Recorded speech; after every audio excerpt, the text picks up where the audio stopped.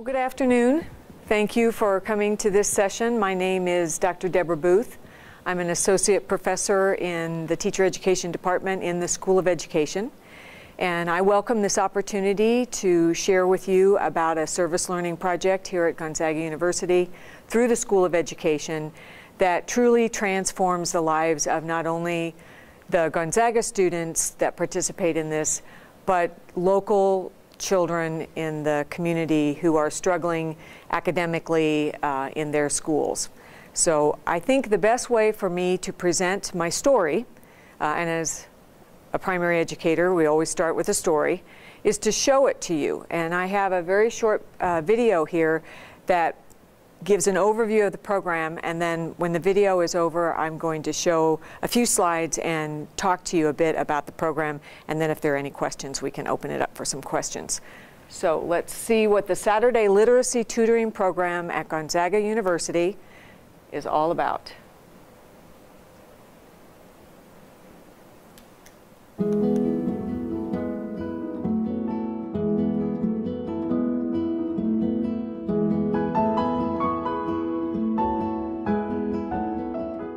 We want to make sure that students are doing more than just reading. We want them to have activities, we want them to be connecting their learning to their self and to others, and we want them to really personalize the reading and apply it. And we engage them in literacy acts where they feel success. Success in reading, success in writing, success in communicating. It's a way to be hands-on without taking on 25 kids and all the management problems, you know, at a time. So it's really a nice one-on-one or small group intervention that they get to work on and really see results each week. This blast is strong enough to pull them all the way out. We try to get children interested in reading. And so by using a book about volcanoes, something that he was already interested in, it compelled him to want to read about it. They were straws. At first, the damage was buzzing. A jellyfish. We believe that the dispositions of a person, a teacher candidate, are as important as their ability to teach content. That they have to have a true sense of honest respect for all. And that's what I want to see. I want to see that spirit. Very good. Can you point them out to me?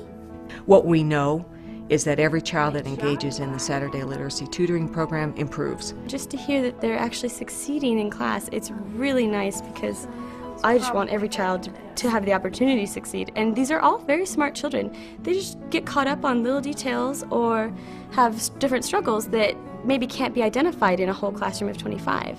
The child's attitude towards school has changed. They like going to school. They like reading. They're self-selecting to read. They're bringing books home from school. And I think it's also really beneficial for the Gonzaga tutors because we're learning about all these different techniques and strategies for teaching children, and this really gives us an opportunity to apply them to real children and see how they work. And many of our students are coming out of after their first theory in reading class, and their next course is the methods course. And I've seen huge changes in the students that we are getting in our methods courses because they're coming in with an understanding. And they've also taught me a lot about myself, a lot of assumptions that I've made in teaching and with the different children. And they've also taught me about how much work I need to put into doing my teaching both one-on-one and to an entire class. 200 miles an hour, that's pretty fast. So that gives you an overview of the program, which takes place almost every Saturday from 10 to 11:30, and it took place this morning from 10 to 11:30. You saw Gonzaga School of Ed teacher candidates tutoring children, but it's open to any Gonzaga student for their service learning requirement for the university. We do tutorials and trainings at the beginning. You saw Chris Reiber, who is the director of the program. I sponsor the program. We do tutorials for those students who are not in education. We have individualized packets of materials for all of the learners. So, and then notes to the tutor each week so that they can open up the folder, see what comments we've made, what we suggest that they do with the student. In the pocket folder, we can put materials, books, worksheets, suggestions. A couple years ago, we added a writing lab, which I'll talk about here in just a minute. So let's see if I can advance this. The tutoring program began 9 years ago, and in the beginning it was an enrichment program. And we quickly realized that that wasn't within our mission. Our mission was service and to serve those of the greatest need. And so we changed our criteria to students in the K-8 schools in the surrounding area that were identified as 1 to 2 grade levels below by either their principal or their teacher. And targeting those children, and in addition to that, we have added English language learners, and we don't wait until they're 1 to 2 grade levels below. If a child transitions into the public schools in the Spokane area and English is not their official language, they can immediately enter into the program. We have a capacity. A capacity of 60 learners and 60 tutors is ideal, and that's what we try and cap it at. The program provides individualized tutoring for the at-risk elementary and middle school students. When I first started this program, I anticipated that majority of the students that we would get would be the early primary grades, the kindergartners, the first and the second. And I was surprised in the beginning that most of the children that we get are 3rd, 4th, and 5th grade. But when you think about it, that's when the lack of success in school really starts to show. And by the time they're in 3rd or 4th grade, if they haven't demystified that reading process and that writing process, they really need a jump start. And so many of these children we turn around in a very short period of time. Having a relationship with a Gonzaga student, that one-on-one, looking forward to meeting that person, caring about that person. And there's also research that shows that young children who experience being on a university campus are much more likely to attend higher education. So just being here at Gonzaga, being a little zag, going over to the library, being in the curriculum library, being in the School of Education, walking around campus, looking at Spike the big bulldog, they start to visualize and actualize a future for themselves as someone who could go to college. We have between 85 and 125 participants each year. Our largest obstacle is transportation. We are targeting children who are not successful in school, and a lot of times they're not successful in school because their home life isn't literacy rich. They don't have books, they don't have opportunities to do homework assignments, they don't have computers, technology. They can't sit at home and do Google research on sharks because they love sharks. So they come to campus, they work in the computer lab, they get those types of skills. We have each semester anywhere between 45 and 65 students. And as I said, we hope they show up every Saturday. Transportation's the biggest issue. Didn't have money for gas, or the car broke, or we carpool and they weren't available. And then again, about the same number of tutors, and when the stars all line up, I have the same number of tutors and the same number of learners. Doesn't usually happen like that. But this is really good news here. When a student comes into the program, we do literacy diagnosis types of strategies with them to determine what their reading level is, what their writing level is, and then halfway through the program, the school year, we do it again, and then at the end. And if they have exceeded their grade level, we will exit them from the program. So not just meet grade level, but we want them to exceed their grade level. So if they're a second grader when they enter the program and they're reading at a kindergarten level, if we can get them up to the 3rd grade level, we say goodbye, which is the bittersweet. So about 250 to 300 different students have exited the program because they've reached that level of success. As I said in the video, we know that every student improves.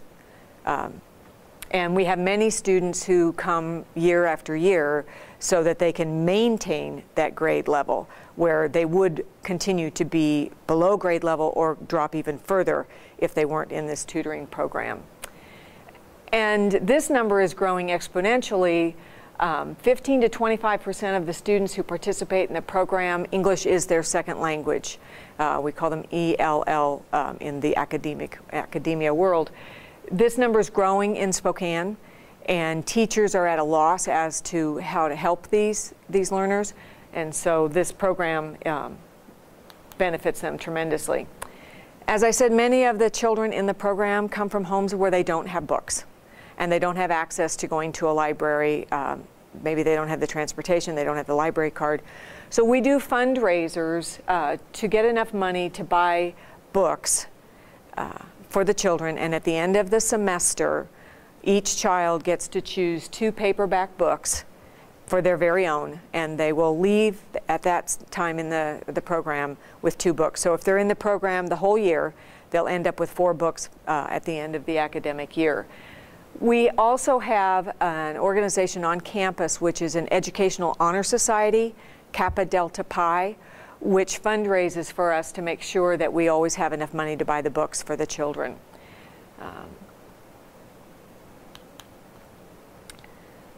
We have 2 program directors. As I mentioned, I'm the faculty sponsor, but we have 2 teachers from the school district, 81 school district, who have received their master's degree from Gonzaga in literacy, and they are the directors of the program, work with the tutors, the Gonzaga tutors, and prepare the packets and maintain that.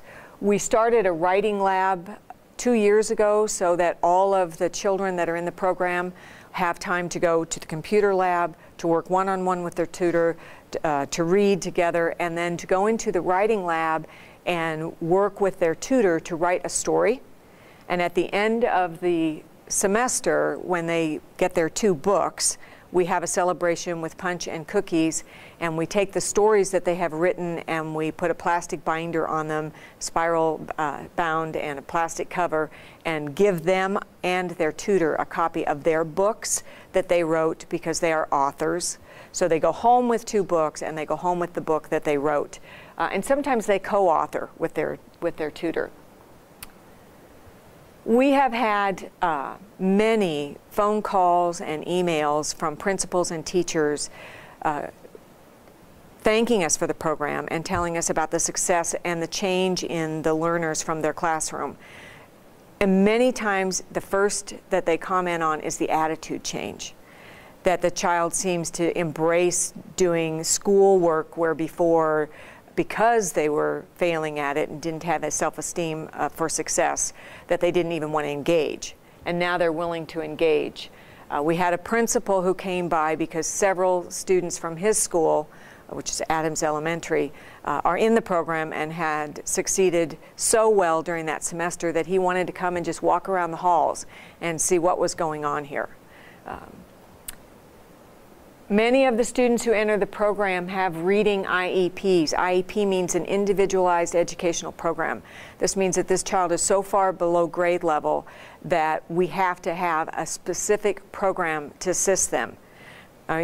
Teachers need to accommodate these children, but they have all those other children in their classroom, and so we work with the teachers with this specific plan for that child, and every Saturday work on those skills, practice those specific skills so that we work together as a team. And our students that succeed in our program go on and they're very successful in the middle school and in the high school. The program focuses on early intervention, looking at the child, where they are, what they can do when they come into the program, and how we can build upon those skills. The tutors will work one-on-one, sometimes 2-on-1, depending upon how the numbers work out. But if you think about an hour and a half of a positive relationship in an environment with ample resources, from technology to a writing lab to a library, that's a great resource for any child. And we're very happy to provide that for them. The tutors see how much they can impact a learner. They have that relationship, but they also see the attitude change. They see the progress. They see the impact that they can have on a child's life. And of course, when we have the celebration, the parents profusely thank the tutors. Many times the children will bring a card or flowers or maybe a box of candy, just to say thank you for all that they've done to transform their child to one who now believes that he or she is a reader and a writer. And they know that because they have the book that they wrote that they're taking home. The students are taught to take control over their own learning. In fact, today when I was walking around watching the tutors working with their children, I very gently took the pencil out of the hand of the tutor and put it in the hand of the learner and just winked at her. Just a reminder that we want them to take over ownership of their learning. One other thing that I have here that I just want to bring to your attention, this is a poster created by our Gonzaga student chapter of the Kappa Delta Pi. I don't know how we could run this program without them. They assist the two directors every morning, checking in the students, greeting the parents. We have a table set up with all the individual packets for the children, and our volunteers from the Kappa Delta Pi make sure that the parents are greeted, the child is welcomed, and that the child is given the right packet, and then they proceed to find their tutor. A few years ago, we had a large group of children from a refugee camp in Africa that came and joined our program for a period of time. And I remember the very first day, one of the children whispered in my ear, "Is there food?" And it broke my heart, and I said, "Oh, no, honey, we don't have food, but we have some really good books." Well, from that Saturday on, there is food. We have a healthy snack, a little granola bar, a Pop-Tart, a little package of cheese and crackers that we give to the children when we check them in. And again, it's the Kappa Delta Pi Society that does bake sales, fundraisers, to make sure that the children have books that we can give to them and that they have a snack as healthy as we can every Saturday. So we have several people working together that are completely dedicated to this program to change the lives of the young learners, but also our Gonzaga students who live the mission, care about serving the underserved, and come on Saturday mornings every Saturday for an hour and a half to work with their learners. So I'm very proud of the program, and I thank you for coming and listening. If there are any questions, I'll entertain those. Otherwise, thank you.